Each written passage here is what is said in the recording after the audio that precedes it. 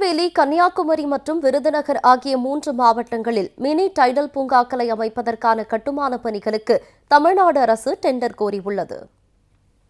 இளைஞர்களுக்கு வேலைவாய்ப்பை உருவாக்கும் நோக்கில் தமிழ்நாடு அரசால் மாநிலம் முழுவதும் டைடல் நியோ பூங்காக்கள் அமைக்கப்பட்டு வருகின்றன.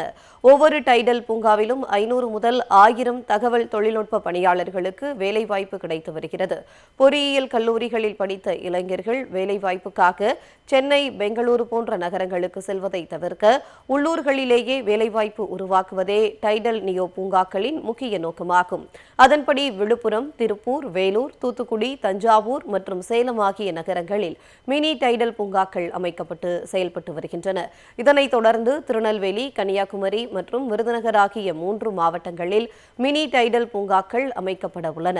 இந்நிலையில் இதற்கான கட்டுமான பணிகளை மேற்கொள்ள தமிழ்நாடு அரசு டெண்டர் கோரியுள்ளது.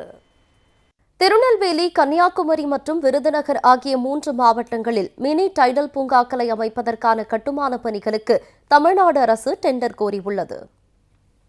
இளைஞர்களுக்கு வேலைவாய்ப்பை உருவாக்கும் நோக்கில் தமிழ்நாடு அரசால் மாநிலம் முழுவதும் டைடல் நியோ பூங்காக்கள் அமைக்கப்பட்டு வருகின்றன. ஒவ்வொரு டைடல் பூங்காவிலும் 500 முதல் 1000 தகவல் தொழில்நுட்ப பணியாளர்களுக்கு வேலைவாய்ப்பு கிடைத்து வருகிறது.